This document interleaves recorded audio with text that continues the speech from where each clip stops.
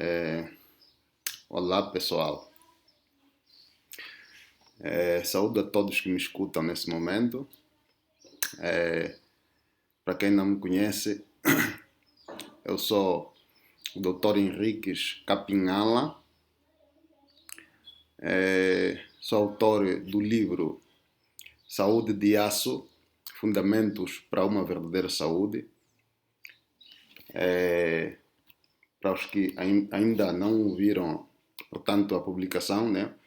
O áudio que, o vídeo que eu gravei sobre a publicação, está aí projetado a capa do livro e a todos quanto estiverem interessados na sua leitura, então já está aqui a capa projetada que é para facilitar. Como prometido é devido, então vim hoje aqui novamente para falar mais de um tema. Hoje vamos falar, o tema é o perigo dos anticoncepcionais orais, propriamente a trombose venosa cerebral.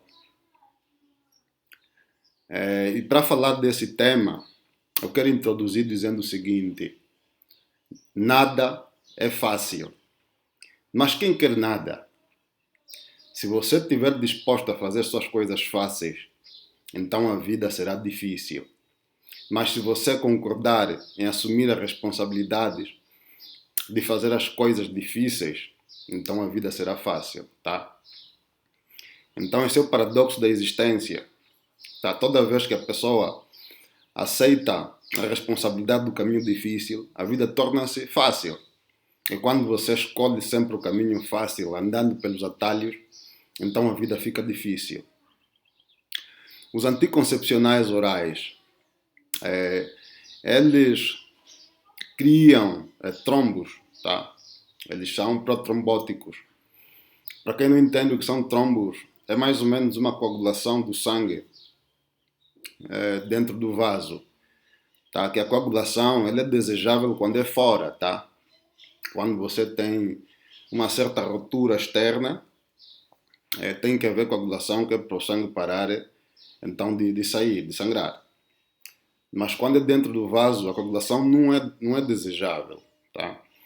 Então os anticoncepcionais orais, né, são pílulas que contêm hormônios e que sintéticos, né, ou bioidênticos, né, agora tem a versão bioidêntica, que dizem ser menos inócua, mas tem então esse perigo de criar trombos.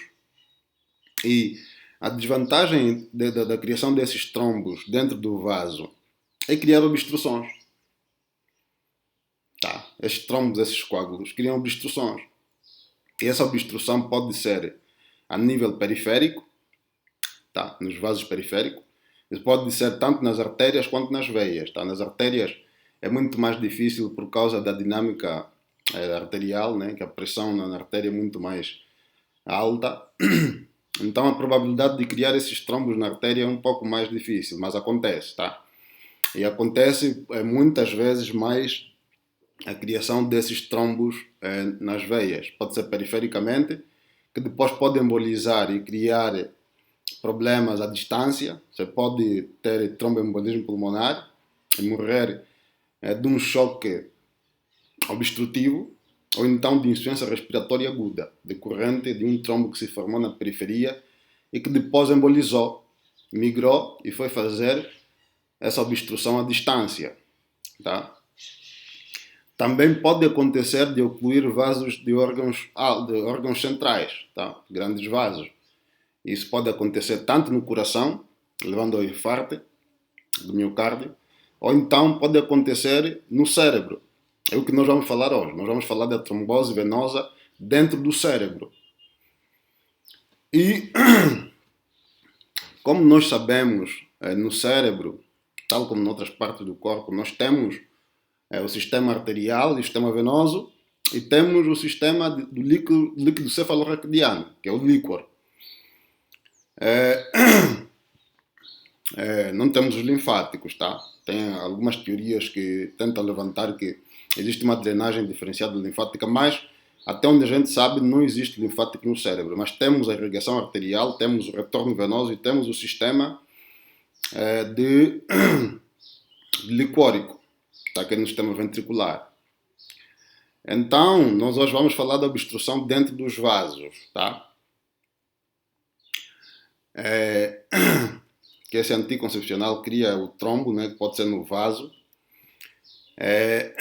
Pode acontecer aí nos vasos. Essa imagem que eu projetei aí, por exemplo, mostra alguns vasos do sistema cerebral. Nós temos os seios, né? O seio sagital superior e inferior, está tudo escrito aí. O seio reto, o seio transverso, sigmoide e os outros, tá? As veias cerebrais. As grandes veias cerebrais. Então, um desses vasos aí pode obstruir, pode-se criar um trombo nesses vasos, tá? Tanto nesses vasos que são os durais, ou então também pode acontecer nos intracorticais, tá? Dentro do córtex. Então, o trombo que é formado por ocasião da ingestão do anticoncepcional pode criar então essa obstrução no vaso, tá? E quando cria essa obstrução no vaso, você tem a obstrução, né? Esse aqui obstruiu, é o trombo. Aqui temos, imagina que temos aqui o vaso e aqui tem um trombo. Então, a jusante, que nós temos a montante, é acima. A jusante é embaixo. Então, a montante vai se criar o aumento do fluxo. Vai existir congestão, porque o sangue não vai progredir. O sangue é para progredir. Então o sangue não progrediu e começa a se acumular a jusante. Esse acúmulo é que é o problema, é que vai causar o problema ali. Porque agora esse sangue, como nós sabemos que no sistema arterial tem o plexo coroideu, que forma o líquor. O líquor vai para o sistema do ventrículo e retorna no sistema venoso através das velocidades aracnoídeas, tá? Aracnoideias. Então, quando existe obstrução no sistema venoso, esse retorno, para além da obstrução da congestão sanguínea dentro do próprio vaso da veia, também o retorno do líquor fica comprometido. Então não vai haver esse retorno. E vai se acumular, portanto, na sequência. Tá? Sequencialmente ele vai se acumular no sistema de ventrículos. O sistema de ventrículo está dentro do cérebro, está dentro da caixa craniana. Então isso vai fazer com que tanto a pressão venosa do sangue não está a progredir e do líquor vai aumentar a pressão dentro do sistema nervoso central. E aí você vai ter a hipertensão, portanto intracraniana, secundária à trombose. Tá? E essa pressão que aumenta no cérebro agora é que vai fazer com que haja compressão de vasos, a compressão de nervos, tá? Onde a gente destaca muito os nervos ópticos, tá? Que vão ficar comprimidos, e o seu neurologista vai fazer a oftalmoscopia e vai identificar que tem papiledema, tá? Que é resultante desta compressão. E você, em termos de sintoma, vai ter diminuição da acuidade visual. Tá ok? E também essa compressão, essa pressão que aumenta no cérebro começa a doer a cabeça. Então você vai vir no PS, né, com dor de cabeça. Se você já tinha uma dor de cabeça era leve, houve mudança do padrão cefaliátrico, tá? Mudança do padrão cefaliátrico, que doía levemente, agora aumentou o número de crises, aumentou a intensidade, não tinha vômitos, agora tem náuseas e vômitos, tem fotofonofobia, tá? Que antes não tinha, às vezes era uma cefalia tensional e virou numa migrânia, que a intensidade vai aumentando, então pode ser um sinal de alerta de trombose venosa cerebral. Os sintomas não são específicos, são inespecíficos porque podem acontecer também noutras entidades neurológicas, tá? Mas a gente vai analisar o contexto todo, o pacote todo é que vai nos fazer suspeitar da trombose, incluindo o histórico de uso anticoncepcional, é uma pista bastante importante, sobretudo para jovens rígidas em idade reprodutiva e que fazem uso de anticoncepcionais, como a gente vai ver mais à frente. Então, esta pressão que aumenta no cérebro vai fazer doer a cabeça, você vai ter convulsão, pode ter a primeira convulsão, pode ser indicativa de trombose no cérebro, tá? O seu neurologista vai fazer exame de imagem, vai suspeitar, tá? E uma das coisas que me faz falar desse tema é porque já recebi várias pacientes, jovem, ígida, 18 anos, a 20, e que me aparece com uma história dessas. Epá, doutor, tenho a dor de cabeça começou, em uma semana foi progredindo e agora está muito intensa. Às vezes teve convulsão, às vezes está em sinal de neurológico focal. Aí o médico vai pedir exame de tomografia, que é um exame muito sensível para ver sangramento, sobre sangramento. E depois vamos fazer uma venografia. Na venografia, nós, como nós estamos a ver nessa imagem ali, a gente pode ver, na tomografia nós podemos ver a presença do trombo, que vai ser o sinal da corda, né, o sinal da veia hiperdensa. E também podemos ver, na venografia, nós vamos ver sinais de oclusão, que é o sinal de delta vazio, é muito frequente quando acontece nos vasos durais, como a gente está a ver aí. O sinal de delta vazio, de acordo com a física, não é? De acordo com a física, o delta é um ângulo, né? Então, não tem o preenchimento dos vasos, não tem o preenchimento do vaso com contraste. Nós sabemos que, a partir do ponto em que não tem o preenchimento, ali tem um trombo. E a gente vai fazer esse tipo de diagnóstico através do exame, tá? Pode ser, a venografia pode ser com ressonância ou então com tomografia. Tá ok? Então, pode ter sangramento. Essa imagem aqui é de uma paciente que teve sangramento no contexto de trombose venosa cerebral. Porque o mecanismo, como a gente está a ver, houve obstrução, o sangue não está a progredir. Esta congestão sanguínea ajusante, então, o que é que vai condicionar? Vai fazer com que a pressão que o sangue exerce na parede do vaso seja maior, que como a gente sabe da física, a pressão é a força sobre a superfície, né? Então, a força que o sangue vai exercer na superfície do vaso aumenta em função da obstrução.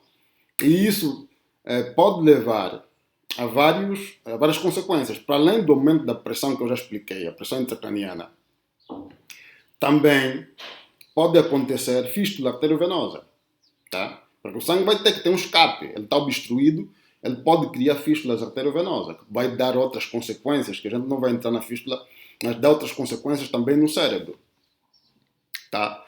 Essa pressão também pode extravasar para o parênquima, e é que dá esse AVC hemorrágico, que leva a um infarto hemorrágico, porque esse sangue está no parênquima agora, vai matar neurônios, mata neurônios, tá? E a depender do local em que isso acontecer, se for, por exemplo, nos vasos intracorticais de áreas eloquentes, tá? Se for nos vasos intracorticais de áreas eloquentes, então o que vai acontecer é que a pessoa pode ter sequelas. Se acontecer na área da fala, você fica sem falar. Se acontecer na área motora, você fica, às vezes, sem andar ou sem mover o braço. Se acontecer na área sensitiva, você fica com déficit sensitivo.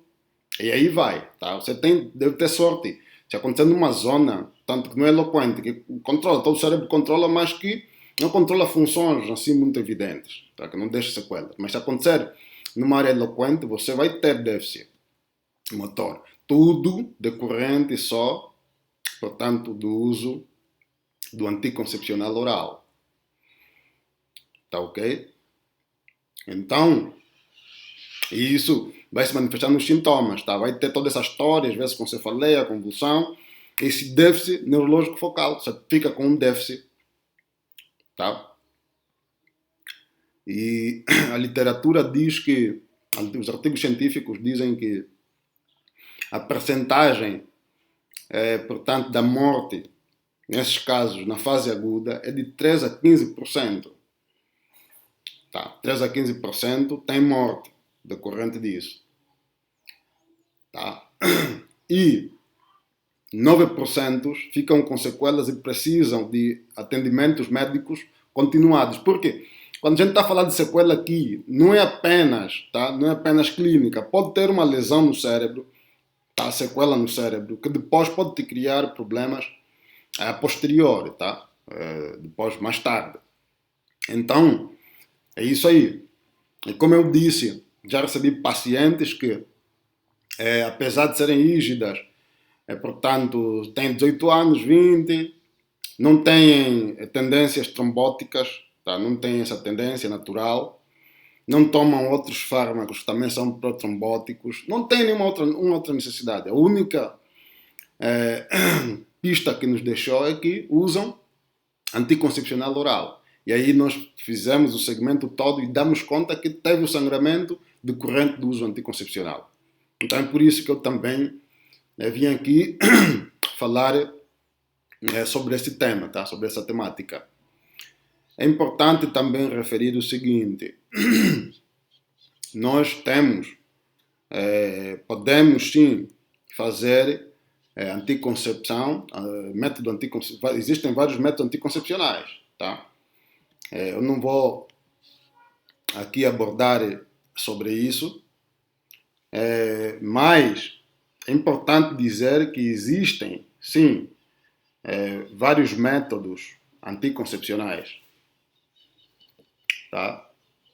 Existem vários métodos anticoncepcionais e eu não recomendo, tá? Porque eu não sou gineco-obstetra. É uma questão de você contactar o seu ginecologista, discutir com ele, que é para ele te recomendar, portanto, um método que seja eficaz para ti e que tenha, portanto, menos efeitos colaterais, tá? Eu não tenho como recomendar. Mas existe um método que costuma ser muito eficaz, e é o que eu quero discutir convosco aqui, que é um método natural, chamado por muitos de método de calendário. Esse método aqui eu recomendo porque é totalmente seguro. A única coisa é que ele exige disciplina, tá? Exige disciplina. Porque o método de pílulas, apesar de ser muito fácil, ser muito prático, mas você paga um preço de outra forma. Você corre o risco de fazer trombose. O mecanismo é silencioso. Tá? Você está tomando anticoncepcionais e o trombo está se formando, não te avisa que está a formar trombos. Quando avisar, significa que você já está, portanto, numa fase de adoecimento. Tá? Que não é desejável. Às vezes você já está com sequelas. Então, é fácil, mas como na vida não existem coisas fáceis, só existem modos diferentes de se pagar o preço. Então, o que é fácil agora, você paga o preço de um outro jeito. E o preço pode ser muito caro, porque às vezes pode incluir a própria vida, tá? Então, eu trago aqui esse método, que exige disciplina, exige autodomínio, tá? Porque Platão dizia que a primeira e maior vitória é dominar-se a si mesmo. Quando você domina a si mesmo, tem maior probabilidade de dominar os fenómenos externos, tá? Então, o autodomínio é uma qualidade importante na vida, muito importante. Quando você tem autodomínio, você tem um passo tanto dado, um grande passo dado. Então, esse método aqui exige autodomínio. Ele não é efetivo para todas as 100% das pessoas. É indicado para pessoas que têm o ciclo menstrual normal, que menstruam uma vez a cada 28 dias, tá? Pessoas que têm métodos, aliás, que têm a menstruação atípica ou irregular, precisam ter a ajuda de um especialista, um gineco-obstetra, que é para ensiná-los a fazer. Esse método também dá, mas é uma conta muito complicada, tem que ser com um gineco-obstetra e num consultório, ou então para essas pessoas fazer uma outra alternativa menos inócua, tá? Então esse método é efetivo para a maior parte das pessoas, pelo menos para os 3 casos de meninas que eu atendi de 18 anos, eram pessoas que tinham um ciclo regular e podiam muito bem aplicar esse método caso tivessem a disciplina necessária. Então, temos aqui essa imagem. Nessa imagem aqui nós temos a vermelho, que é a época da menstruação. A azul nós temos o período não fértil. E aqui no amarelo nós temos a ovulação. Tá? Onde tem o período fértil. Onde aqui a pessoa não pode ter relações sexuais. Então, o primeiro dia da menstruação você começa a contar como 1. Tá? Esse é o primeiro dia da menstruação, você conta como 1. Você vai dizer, não, mas a minha menstruação não veio no primeiro dia do mês, não veio no dia 1, sim, veio no dia 20, no dia 28, no dia 22, no dia 15. Está aqui só pus de forma aleatória. Então, esse dia, se vier no dia 20, você começa a contar um. Tá? Você vai sangrar por 3 ou 5 dias, então você vai adicionar. Até dia 23 você acabou de sangrar, ou até dia 25 você acabou de sangrar, que é o quinto dia. Esse período é não fértil. Depois, você parou de sangrar, o período ainda é não fértil. Até ao 11º dia da menstruação. Quer dizer que num mês de 30 dias, você começou a menstruar no dia 20. Então, até no dia 1 do próximo mês, você está no período não fértil. Tá ok? Está no período não fértil. Porque a ovulação acontece no 14º dia, a contar do primeiro dia da menstruação. Tá? Mas como existe viabilidade do espermatozoide, você tem que descontar 3 dias antes e 3 dias depois, por causa da viabilidade do óvulo também. Então você faz 3 dias antes, tá? Você já começa a contar como período fértil. A ovulação, apesar de acontecer só no 14º dia, então no 11º dia, você já não pode ter relações sexuais. Ou então pode ter com preservativo, mas não aconselho. Tá, isso aqui exige mesmo uma disciplina. Normalmente quem aplica esse método tem que ser uma pessoa séria e com autodomínio. Então, a partir do 11º dia, você não vai ter relações sexuais. Tá? Não tem. Você mantém 11º dia, 12º, 13º, 14º tem a ovulação, 15º dia, 16º dia. Portanto, terminou o período fértil. Tá? Que não tem mais viabilidade de óvulo aqui. Então, se você começar a menstruar no dia 20, por exemplo, aqui no dia 1, começou o período fértil até o dia 6. São 6 dias que você deixa de período fértil. Tá? No 7º dia, nesse caso no dia 7, né, do mês seguinte, para quem começou no dia 20, aí já não é período fértil, que é o 17º dia a contar desde o primeiro dia da menstruação. Então, desse dia, do 17º dia, até a próxima menstruação, então você não tem período fértil. Aí você pode muito bem, portanto, ter relação sexual. Tá ok? Então é mais ou menos assim, requer disciplina, como eu já disse. Eu lembro ainda que as minhas colegas do ensino médio usavam cadernos, né? Usavam cadernos para apontar, tudo certinho. Dava realmente algum esforço, né? Mas poupava, então, a longo prazo, esses efeitos colaterais. Muito obrigado para você que nos acompanhou. Espero que tenha ajudado, tá? Feito alguma diferença na sua vida. Procura o seu gineco-obstetra, que é para poder te dar assistência. Repito que a responsabilidade é sua, todos os outros vão ajudar. Eu estou a ajudar você, o seu gineco-obstetra vai ajudar, mas a decisão final é sua, tá bom? Então tenha um bom dia e até ao próximo vídeo.